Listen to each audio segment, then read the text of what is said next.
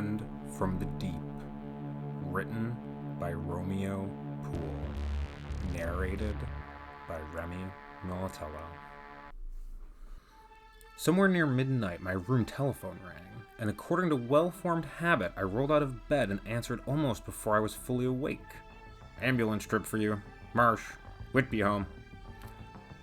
That brought me wide awake, and hustling into trousers, shoes, shirt, and white uniform coat, I descended to the main office. Dr. Lang, the superintendent, met me at the foot of the stairs with a heavy overcoat.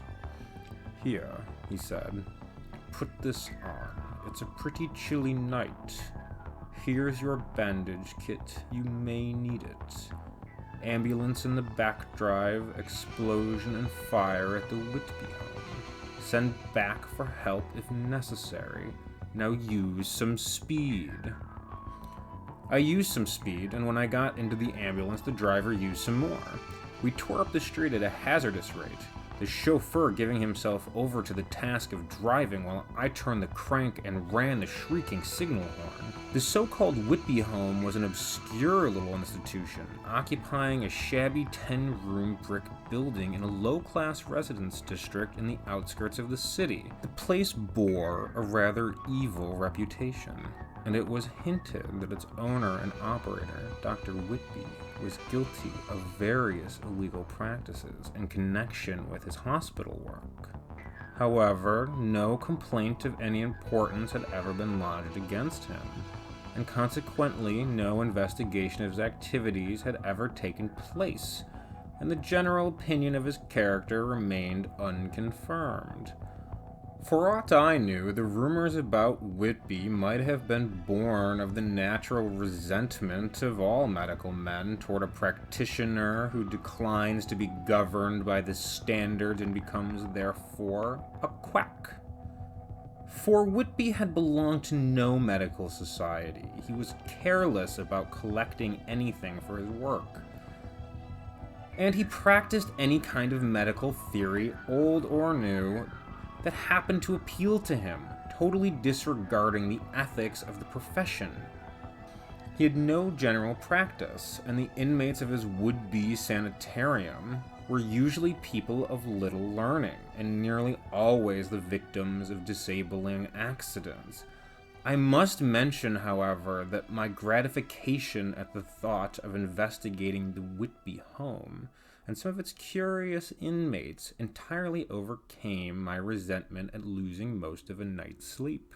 In a matter of seconds, we drew up as near the place as we could get, the fire department having the narrow street blocked. The building was almost gutted by the fire when we arrived, and grabbing my first aid kit, I ran up to the captain who was directing the firefighting to inquire about the victims. "Only one alive," he panted. "The rest all killed in the explosion. Come over here." The survivor, whose room had been on the ground floor, had not been injured by the accident.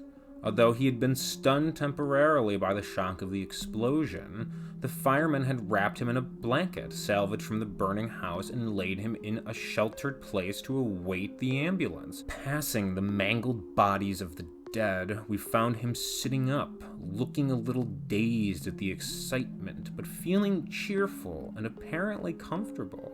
He was a common-looking little man, of probably 30 years, a laborer of not very extensive intellect, but alert and sensible in answering our questions.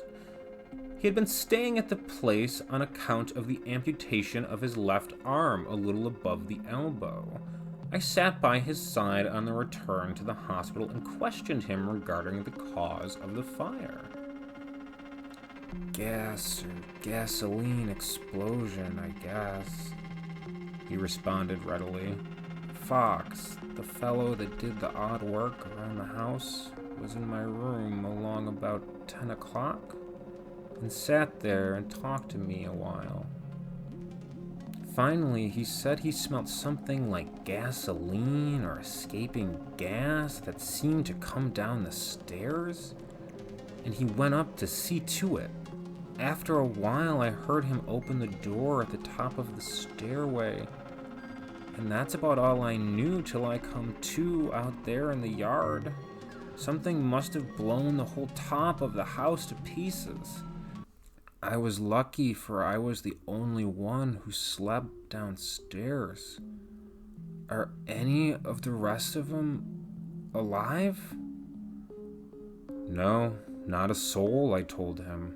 The patient's face betrayed genuine regret at this. Too bad. Doc Whitby was a good fellow. I got the arm cut off in a smash-up over at the barrel stave mill, and Doc Whitby just happened along before I even got it wrapped up, and he took me in and took care of it ever since, and never asked for $1. I had a couple of weeks' wages with me, and I turned them over to him, but he didn't seem very anxious to get it. Wanted me to wait and see what a nice job he'd do on that arm. Some new scheme he had. Arriving at the hospital, I installed my patient in a ward bed, made out his record card and the name he gave me, Simon Glaze, and then proceeded to look after the dressing on his arm, which I found soaking wet.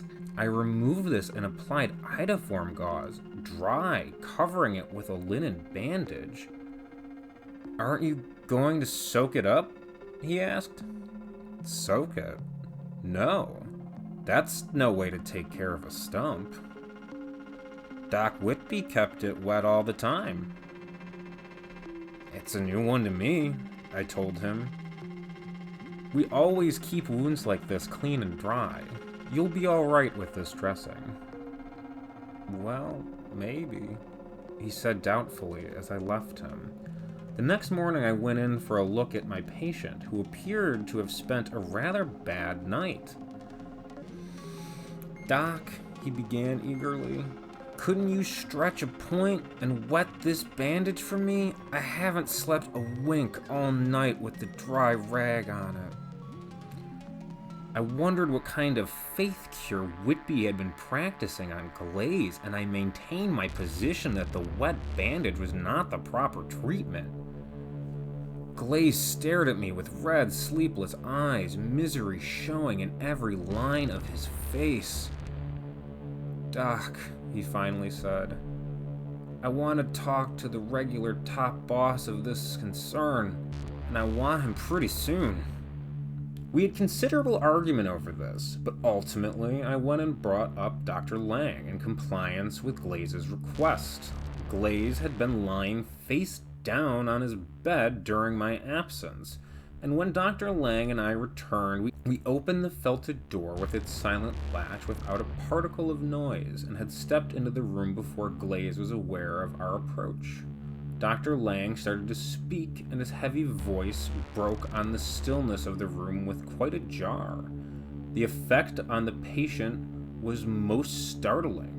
He gathered his legs and his good arm under him like a flash and sprang backward, clear onto the next bed, which fortunately for its occupant was empty at the time, the patient being in the dressing room. Lang gasped. Aha, a mental case, as I might have suspected. He crossed quickly to where the patient lay, still couched in the same posture, speechless, doubled up. The doctor laid a hand on him, spoke to him, turned him over on his back, all without evoking a word from Glaze, who lay with eyes half closed like a man playing dead.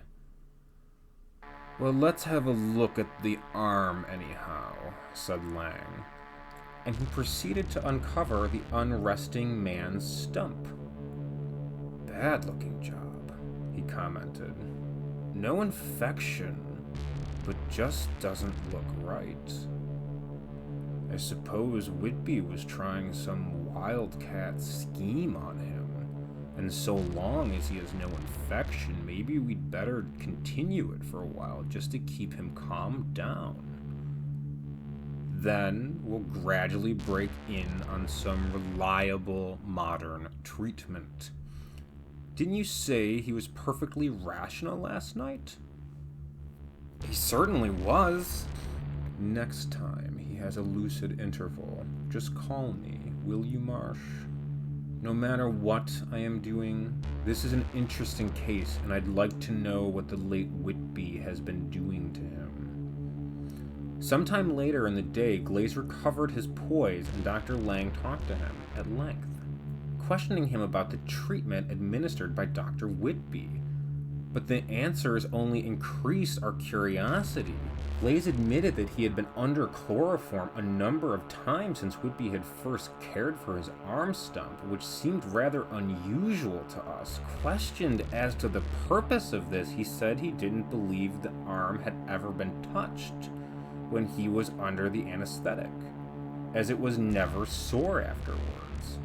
There was an injury in the roof of his mouth that bled a good deal, he said, and there were little sore spots on his back that were quite painful for a day or two. And then, he finished, there was a good deal of time I can't remember at all. Guess I've been kinda feverish or something. There's long stretches of time go by that I can't remember anything. This morning was one of them. And say, Doctor, I wonder if you could fix it so I can have a bath pretty often? Say every day or twice a day? I don't want much hot water. Just plain cold is good enough for me. Doc Whitby always let me bathe 2 or 3 times a day, and I just can't seem to get enough of it. Dr. Lang was interested enough to assent to this. Although he hardly expected to collect assent from the patient, he was retaining Glaze for the satisfaction of his private curiosity. That's the weirdest case I ever saw or heard of, said Dr. Lang to me later. Call it intermittent insanity if you want to, but he hasn't a trace of fever, nor sign of locomotor ataxia, both of which lunatics practically always have. In fact, when he is in those silent fits, his temperature is actually below normal. And how he takes to water! Whatever is wrong with him, it isn't hydrophobia. I prepared Glaze's bath for him several times, and he demanded water that was always practically unheated, although the time was early winter and the temperature outside was well below freezing. Glaze was removed to a room by himself, with a bath attached, where his eccentricities would bother no one else. And during the next 2 weeks, he showed very little change in symptoms. I was careful not to startle him unduly, but even under the most careful treatment, he still allowed that curious inclination to double up into a ball and go backwards, always backward, away from anyone who approached him. His talkative intervals grew shorter, and if allowed, he would spend hours in his tub of cold water, hardly moving a muscle. Making an examination of the arm stump one morning, I noted for the first time 3 or 4 little warty growths in the suture where the skin had been drawn together over the stump. As the patient was feeling apparently normal at the time, I held a hand mirror up to the stump so that he could see the warts too, and told him that they would probably have to be cut off. He looked intently at the reflection at the end of the stump for a few seconds and then turned to me with a startled expression in his face and voice. "Don't cut him off," he pleaded. And on the instant, he doubled up again into a ball, rolling on the floor of the dressing room like a wooden thing. When I told Dr. Lang of the incident, his curiosity at Glaze's behavior put a severe strain on the good doctor's self-control. If that man Whitby were alive today, he remarked with studied restraint, I'd be inclined to put him on the operating table and persuade the truth out of him with a red-hot iron. It's some devilish work of his that makes a man act like a dried armadillo every time anyone looks at him.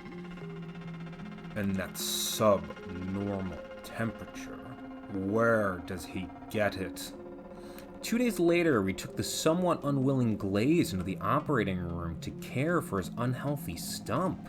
Dr. Lang, of course, superintended the work, and the actual cutting had been turned over to my fellow intern, a young Irishman named Lancey, with a flaming red head and a likable manner, with whom everyone considered to be destined for a brilliant future.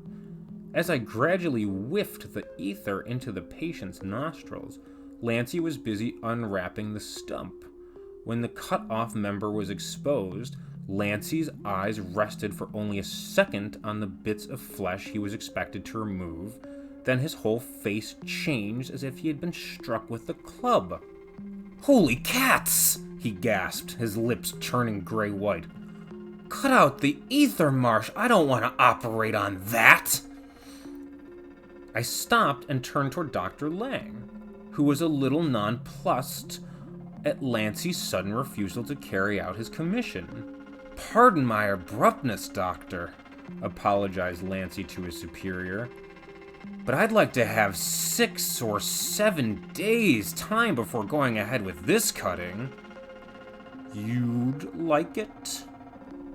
"Yes, Doctor. If you'll give me a week before you disturb this man's arm, I think I can tell you something about the Honorable Dr. Whitby's work that'll make your eyes open, but I've got to have that much time." "1 week," ruminated the superintendent slowly, "won't kill nor cure him in his present condition. I presume we can wait that long. But aren't you forgetting that I am in charge here, and that this man is being kept here solely on my responsibility? Do you have to be so extremely reticent with your theories? I feel that I'm entitled to know something about what you think you've discovered." "I know what Whitby has done," said Lancey simply, "and in a week I can tell you what he did it with. Can I have that much time?" "Yes, take your week," exploded the doctor with some irritation. "But I'm holding you strictly responsible for the condition of this patient." "That's all right. That's what I want. And I still think you might give me an idea of what you're talking about." "Take a look at that, then," pointing to the bared stump. Dr. Lang scrutinized the growths, as he had not recently been reading on the subject that had given Lancey his sudden inspiration. It is possible that he did not see anything definite on Glaze's arm. Also, it is possible that in his dignified conservatism, he doubted even his own eyesight. But as he retreated, dissatisfied and silent, I bent close and looked. What I saw took my breath away and made me wonder if I were really awake. Lancey hurried away and I trundled the unconscious Glaze back to his bed. During the next 2 days, Glaze lost nearly all that was left of his normal human instincts and speech. He moved and obeyed mechanically when spoken to, but seemed to understand motion better than speech, so that it was often necessary for me to point to a thing in order to make him comprehend what I wanted. His mania for the cold bath increased, and if I went into his room quietly in the early morning, I frequently found him doubled up into the familiar ball, sleeping with his eyes half open. Observing Glaze's eyes so much brought out another revelation. Upon first seeing the man, I had noticed his bright, intelligent-looking eyes, which were rather prominent, but now, since his recent prolonged lapse into semi-consciousness, I noticed that his eyes were sunk deeper into his head and seemed to be losing their luster. Now, this condition might be induced by anemia or something of the sort, but Glaze was in the peak of physical condition and was not in the least emaciated. And I was at a loss to explain the change in his eyes. He had certainly grown less talkative at the same time, and vaguely I wondered if something were influencing a part of his brain, causing it to shrink, and thus by natural consequence causing his eyes to sink further back in the bony structure.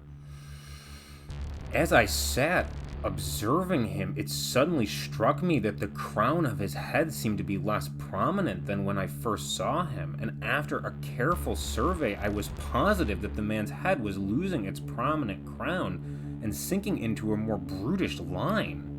Of course, any physician knows that a man's skull can change shape in the course of time if something happens to develop a new portion of his brain, just as the bones in a coal heaver's shoulders bend under heavy loads. But a change like that in one's skull would hardly be perceptible in less than 2 or 3 years. And the apparent alteration in the shape of Glaze's skull in the 3 weeks we had known him seemed like a preposterous dream of some kind. Not wishing to further upset my good superior, Dr. Lang, I kept still about this weird discovery until Lancey returned to the hospital that evening, he having been out by special permission all day. Late that night, I brought Lancey up and told him about the patient's eyes and asked him what he could see in the shape of his head. While Glaze lay in his habitual stupor, Lancey felt of his head and turned it right and left. Then he placed his hands behind him and said, "It all fits together perfectly, but my God, where will it end?" I could only stare at my friend. "I've got it, Marsh. I've got the whole story up to date, and I don't know but that it would be a kind deed to chloroform this poor wretch and let him out of it. I never dreamed it would work so fast. Tomorrow, Marsh, I'll tell all of you what I have found out." And Lancey went back to the laboratory. I now studied Glaze's habits more closely than ever, for I did want to get some idea about the mysterious case before Lancey had to tell me every detail as if I were a child. Glaze was not inactive all the time. He varied between his rolled-up playing dead attitude and sudden snappy, erratic movements. He was beginning to snap at his food and devour it hastily, almost without chewing. And this little habit caused him some little stomach disturbance, as of course it would with anybody. In his frequent visits to the bathtub, he would dive for long periods beneath the surface of the water and come up half strangled, yet seeming to enjoy it all. And if anything surprised or startled him, it was always backward, and he retreated from it, backward and suddenly. Finding time to visit Glaze along in the afternoon, I dropped into his room and found him sitting up in his chair, apparently his old cheerful self. I spoke to him gently and without startling him, and he smiled and looked as if he would like to reply, but simply could not, hoping to draw him out into one more conversation. I sat down beside him and continued talking to him about little things around the house with which he was familiar. Finally, unsuccessful in getting Glaze to talk, I playfully shook hands with him, preparing to leave. The hand that gripped mine nearly broke 3 of my fingers, and the smile left Glaze's face as he shut down on me with a grip of inhuman strength, tugging at his hand with my own left in an effort to free any sadly pinched right member. I saw that his thumb reached clear across my own very large palm and had almost an inch to spare. How could I have escaped noticing that huge thumb before? Then I saw the nail. It bore a sharp ridge like the gable roof of a house down its center, and it occupied the entire end joint of the monstrous thumb. This certainly had not been the case when I had held Glaze's right hand a few days previously while administering chloroform to him. When I finally extracted my right hand, Glaze kept opening and shutting that huge pincer with a motion that reminded me of the jaws of a hungry alligator. What was the superhuman influence that caused a man's firmest tissues to alter their shape completely within a few hours? And what was it that ghastly, gripping claw resembled?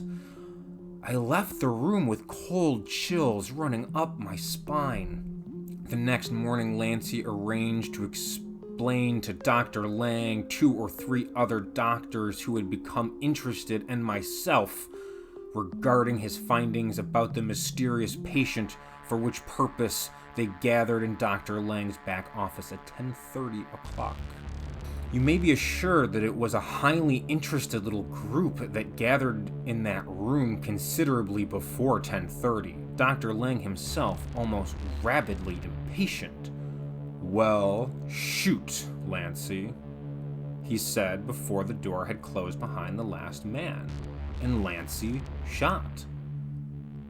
There's just one man in the room, I think, who saw and understood what was growing at the end of our patient's arm a week ago today. At that time, it was 4 perfectly good little fingers and a model thumb. This statement was greeted with voiceless gasps. It's something different now. In fact, I hardly know what to call it in its present form, but we'll go up and look at it presently. Anyhow, it is now perfectly plain that what Whitby trying to do and partially succeeded in doing was to modify the regenerative process in his patient so that a new forearm would grow in place of the lost one. The theory is nothing very new. As early as 1906, it was observed that when a limb is amputated at the middle of a bone, the bone starts to grow out again, but increases only about 1/15 of an inch in length before it is halted by some other influence. You know also, of course, about the little warts of so-called proud flesh that apparently try to replace the original muscular tissue in case of injuries, but which are misshapen or misplaced. What Whitby was trying to get at, as I see it, was to so control these misdirected efforts of nature as to produce a new and perfect limb. The human body is already able to repair damaged bones by rebuilding small particles of the body tissue.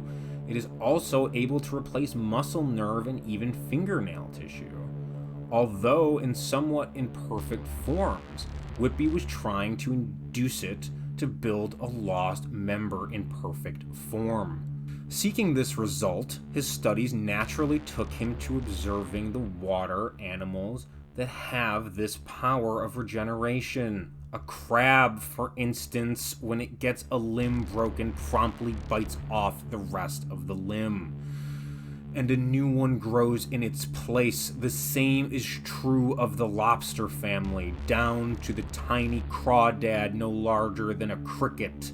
Specimens of these little creatures are frequently found, with one limb far smaller than the other as a result of such occurrences. It seems that Whitby has been experimenting for years with the ductless and other glands of shellfish in pursuance of this theory of regeneration, and we have upstairs the living proof that he was able to prepare a glandular extract that changes the bodily cell structure as well as influence the building up process of nature, but it appears that he never succeeded in isolating the one influence from the other, both being present in his preparation. I have found that Whitby brought the little crawdads, which are really dwarf lobsters, from children around his neighborhood, and that his purchase ran into tens of thousands of these little creatures. And I also find that he bought live lobsters in quantity that his dining table would never have warranted.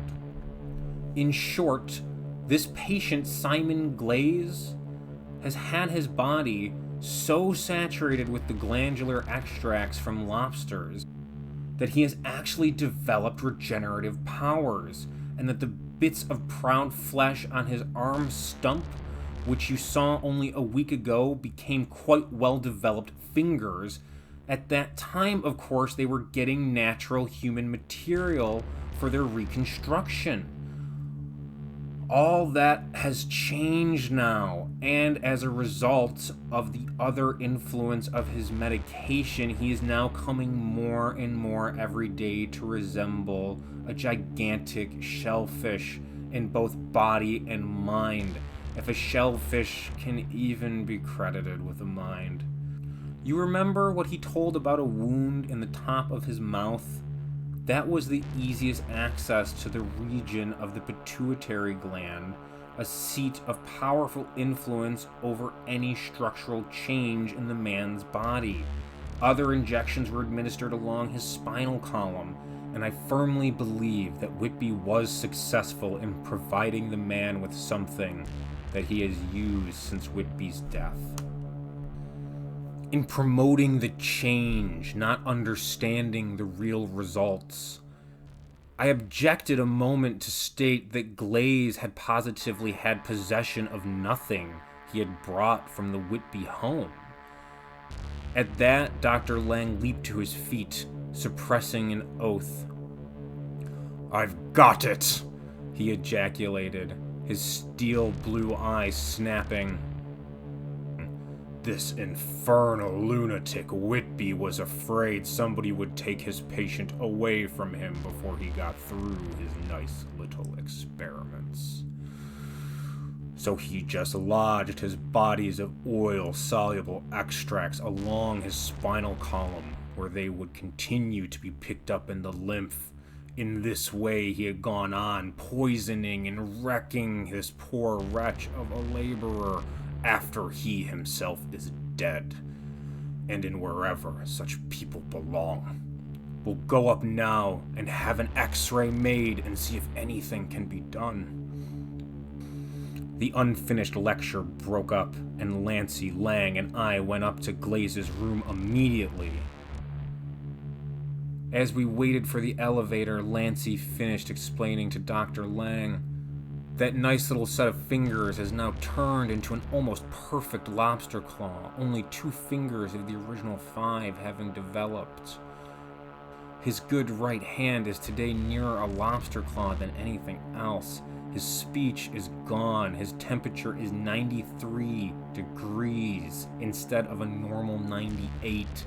His backward leaps when startled are the behavior of a crawfish. In the occipital bones of his head are shrinking day by day. Above all, note his fondness for water, especially on his stump. A crab could not grow a new limb except in a wet place.